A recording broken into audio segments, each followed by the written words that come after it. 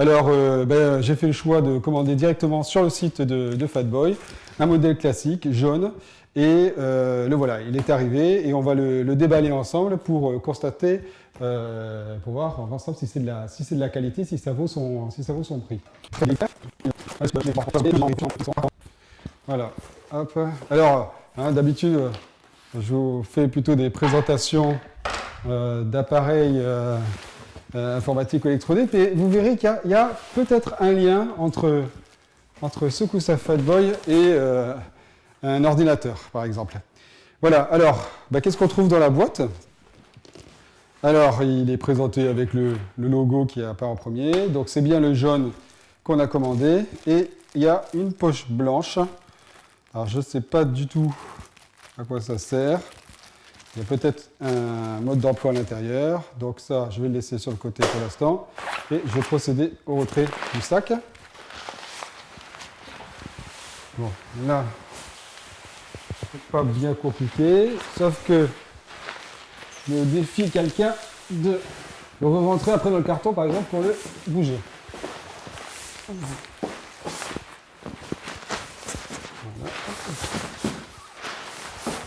Alors, il y a aussi, on voit par transparence toutes les petites billes.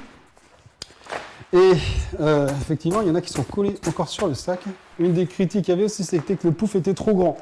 Voilà, il était tellement grand que ça prenait beaucoup de place dans une pièce et que c'était beaucoup plus grand que c'est laissé apparaître sur que les photos le laissaient apparaître. Moi, je ne trouve pas. Alors par contre, il y a vraiment des billes partout et ça en est partout par terre. Donc ici, il y a un système de velcro. C'est pas possible que les billes soient sorties, même en compactant le sac, elles ne peuvent pas sortir. Le velcro est tellement large, c'est impossible qu'elles sortent. Donc, s'il y a des billes dans le carton, c'est que c'était à l'usine d'emballage qu'il devait rester des billes au moment où ils ont emballé. Et je vérifie quand même qu'il n'y ait pas un trou où les billes puissent sortir. Mais c'est vrai qu'en termes de présentation, c'est assez bizarre. Tu vois, le coussin aurait été filmé, aurait reçu un film plastique tout autour, ça aurait pas été plus mal. Alors ça, c'est le modèle qui va en intérieur. Mais la toile est quand même très épaisse et pour moi, il n'y a aucun problème. Elle peut aller en extérieur. Ça ne sera peut-être pas étanche, on ne va pas la laisser sous la pluie, mais par contre, elle est épaisse. Il y a une double couture surpiquée et plus une très large bande qui assure qui le protège contre les déchirures et qui le rend le sac solide. Donc, ouais. Alors moi, je suis vraiment pas déçu de la qualité de la toile.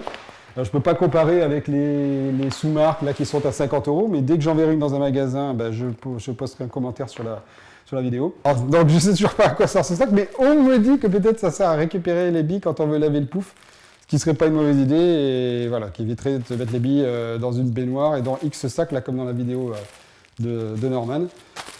Voilà, écoutez, là, alors, est-ce que le sac tient droit? On va faire le test. Est-ce qu'il tient droit quand on le pose comme une poire? Voilà. Voilà ce que ça fait. Alors, c'est vrai que comme ça, il est impressionnant. Hein, ça fait. Je vais me mettre dedans.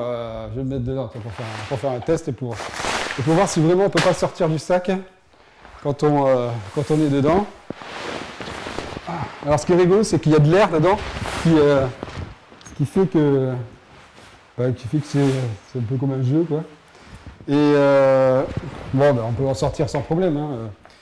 Les avis qui disent que les poufs c'est pas bien, parce qu'on peut pas en sortir. Voilà. Alors, ce qui est rigolo, c'est que il a pris la forme. Il a pris la forme et après il reste avec cette forme-là jusqu'à ce qu'on se rassoie de nouveau dedans. Hop. Voilà. Voilà, on est super bien.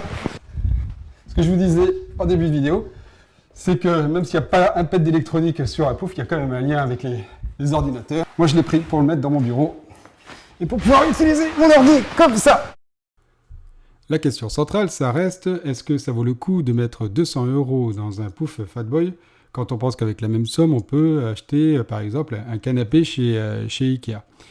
À y regarder de plus près, c'est vrai que qu'est-ce que c'est qu'un pouf, hein? C'est une enveloppe qui est remplie de petites billes en plastique. Alors, effectivement, ça peut paraître exagéré de faire payer un morceau de tissu rempli de billes en polystyrène 200 euros. Mais si vous voulez absolument ce type d'accessoire dans votre intérieur, ben, vous avez que deux solutions. Soit vous en achetez un à 50 euros, et je peux vous dire que depuis, j'en ai vu à Leroy Merlin par exemple, et c'est rempli avec n'importe quoi à l'intérieur, des grosses billes, ça ne tient pas du tout la forme, et la matière qui recouvre, enfin qui sert de tissu est vraiment pas agréable au toucher. Ou alors vous le fabriquez, mais là, je mets au défi un bricoleur d'arriver en faisant un modèle unique, hein, finalement, sans bénéficier des avantages de la série, d'arriver à faire quelque chose de moins de 200 euros, d'aller chercher la toile, de la coudre, etc., d'aller chez un fournisseur, trouver des billes en polystyrène qui vont bien, le remplir, etc., installer le velcro pour moins de 200 euros. Alors, donc, pour toutes ces raisons, effectivement, le prix est élevé, mais comme il n'y a pas d'autres constructeurs sérieux de pouf, ben, moi j'ai décidé de faire cet achat et j'en suis content.